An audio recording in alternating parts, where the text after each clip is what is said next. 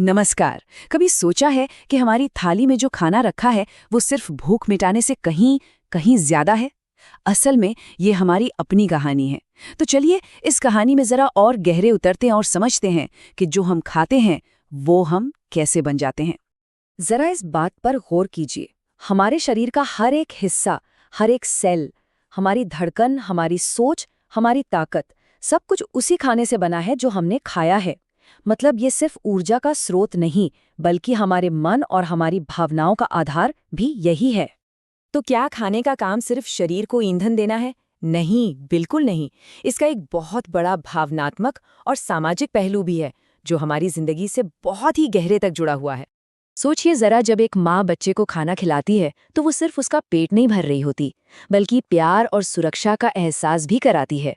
और वो त्योहारों की दावतें, दोस्तों के साथ बैठकर खाना, यही तो वो पल है जो खाने के जरिए हमारे रिश्तों को और भी मजबूत बनाते हैं। अच्छा, अब बात करते हैं भोजन के शारीरिक कामों की। इसे हम ऐसे समझ सकते हैं कि हमारे शरीर में खाने की 3 सबसे जरूरी नौकरियां हैं जो हमें जिंदा और स्वस्थ रखती हैं। तो खाने की पहली जिम्मेदारी है हमें एनर्जी देना, दूसरी हमारे शरीर को बनाना और जहां जरूरत हो उसकी मरम्मत करना, और तीसरी शरीर की सारी प्रक्रियाओं को कंट्रोल करके हमें बीमारियों से बचाना। ये तीनों काम जब एक साथ मिलकर होते हैं तभी हम सेहतमंद रह पाते हैं। लेकिन सवाल ये है कि ये 3 जरूरी काम आखिर करता कौन है? तो मिलिए पोषक तत्वों से। ये हमारे शरीर के असली वर्कर्स हैं, और हर एक पोषक तत्व का अपना एक खास काम होता है जिसे वो पूरी लगन से करता है। यहाँ देखिए, कार्बोहाइड्रेट और फैट, इनका मुख्य काम है एनर्जी देना, जबकि प्रोटीन शरीर को बनाने का काम करता है। लेकिन यहाँ सबसे दिलचस्प बात है कैलोरी का गणित। 1 ग्राम फैट में प्रोटीन या कार्ब्स के मुकाबले दुगुनी से भी ज्यादा एनर्जी छिपी होती है। क्या कभी ये सोचा है कि रोटी का एक टुकड़ा खून और मांस में कैसे बदल जाता है? चलिए पाचन तंत्र के एक छोटे से टूर पर चलते हैं, ये देखने के लिए कि हमारा शरीर इन पोषक तत्वों को आखिर निकालता कैसे है। ये देखने में भले ही थोड़ा जटिल लगे, लेकिन इसका सफर बहुत ही दिलचस्प है। ये मुंह से शुरू होकर पेट में जाता है, जहां मजबूत एसिड खाने को पूरी तरह गला देते हैं। पर असली जादू होता है छोटी आंत में। यहीं से सारे पोषक तत्व निकलकर खून में शामिल होते हैं और पूरे शरीर में पहुंच जाते हैं। सच में हमारे शरीर की एक कमाल की फैक्ट्री है ये। तो ठीक है, हमने शरीर की अंदरूनी कहानी तो समझ ली, लेकिन इस जानकारी का रोज की जिंदगी में क्या करना है? जवाब है संतुलन। सेहतमंद खाने की कला सही संतुलन खोजने में ही है, न बहुत कम न बहुत ज्यादा। देखिए, कुपोषण के 2 चेहरे हैं।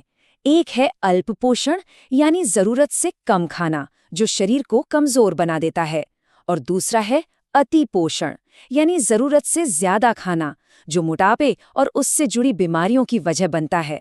दोनों ही स्थितियां खतरनाक हैं। ये फूड पिरामिड संतुलन बनाने का एक बहुत ही आसान तरीका बताता है। जो चीजें सबसे नीचे हैं, जैसे अनाज और सब्जियां, उन्हें ज्यादा खाना चाहिए, और जो सबसे ऊपर हैं, जैसे फैट या चीनी, उन्हें बहुत कम। ये एक सीधा साधा पर बहुत असरदार नियम है।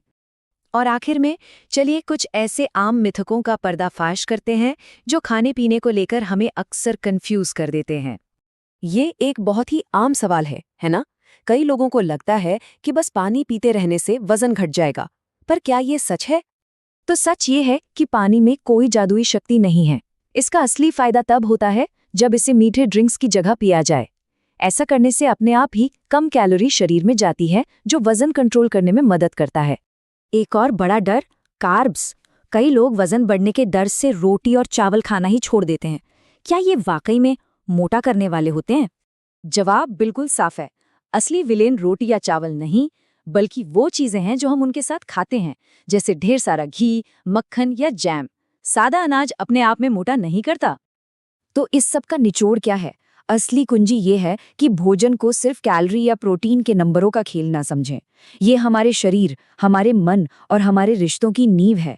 हर बार जब हम अपनी प्लेट में कुछ चुनते हैं तो हम सिर्फ खाना नहीं, बल्कि अपनी सेहत और अपनी कहानी चुन रहे होते हैं। तो समझदारी से चुनना जरूरी है।